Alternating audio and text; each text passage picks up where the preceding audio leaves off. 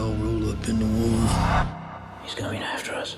Hi, he's Matt. I'm Nat. We got your geek news right here. Now, our next film is unlike anything else we've ever reviewed because it's a movie that has essentially been fleshed out around a really popular bogus movie trailer.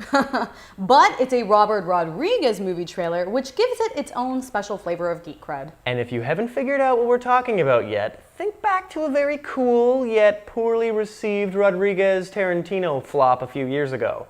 Let it sink in. We're talking Grindhouse, people, and if you think hard, there was one part of that entire experience that really made an impact, and his name is Machete. A machete-wielding Mexican is pretty unforgettable. So now that Rodriguez has figured out how to somehow reverse engineer every awesome shot in that crazy trailer into a feature film that might actually make sense, we need to do more than just look at it as any old film, but we'll also consider it as an honest-to-goodness attempt at creating a Mexploitation B-movie. I will testify.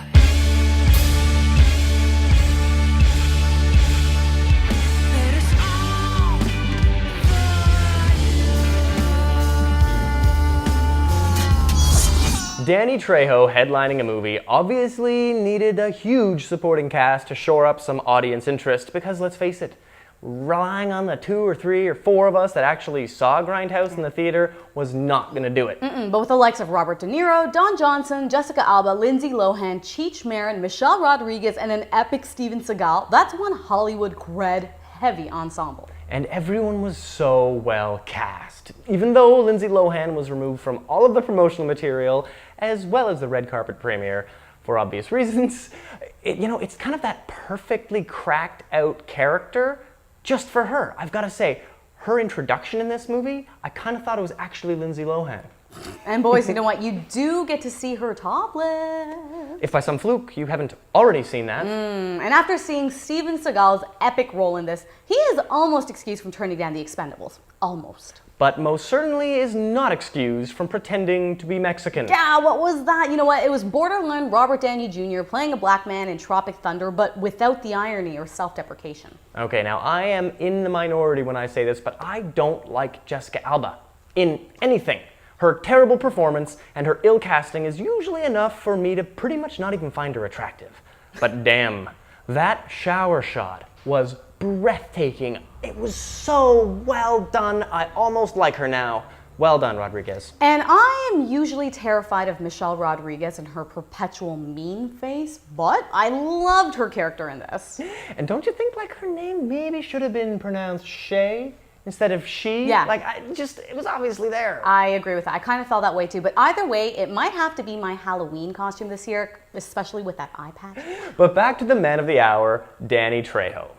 A lot of people are pleased to see a Mexican playing a Mexican hero. It's not something we see very often in Hollywood. And despite the fact he's usually a supporting character in Rodriguez's films, he did a decent job shining in the spotlight in his own film. And of course, he did more of what he does best, which is really just be a terrifying, intimidating badass with a knife. With an extra dose of heroic, bloody vengeance. I mean, honestly, if this film wasn't supposed to be a joke, the violence would have offended me. Oh, come on. Yeah. It was awesome and it was necessary for an exploitation film. I agree. For an exploitation film, necessary. But some of those scenes and all the slashing and blood, it was sickening and absurd. Well, before we get too much into that, let's get to the really violent elements and look at this as a 1970s era exploitation film.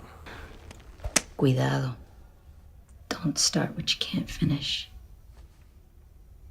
Machete. You know me? I know the legend. Maybe the legend's better.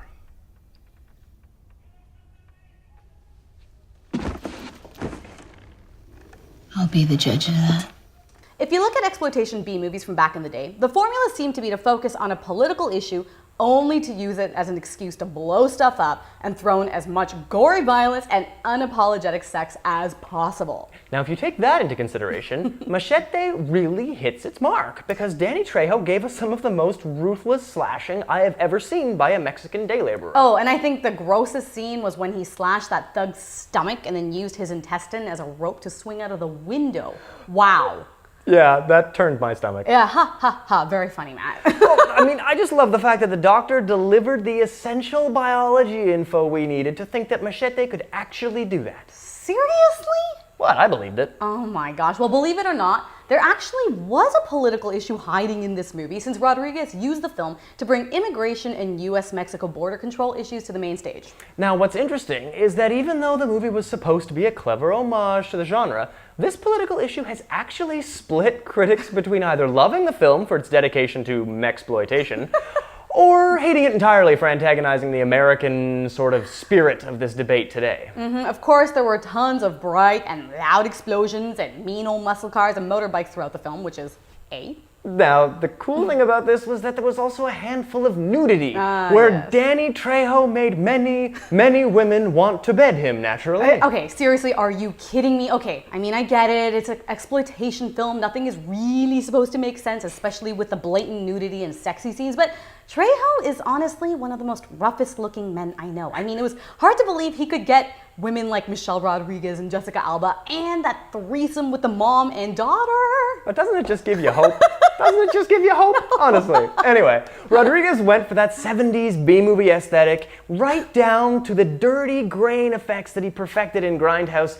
I mean, we saw it in a digital cinema. Yeah. There couldn't possibly have been dirt on a reel, but it was a nice touch. I thought the violence alone was brutal and random enough to give this an A- as an homage to the exploitation film.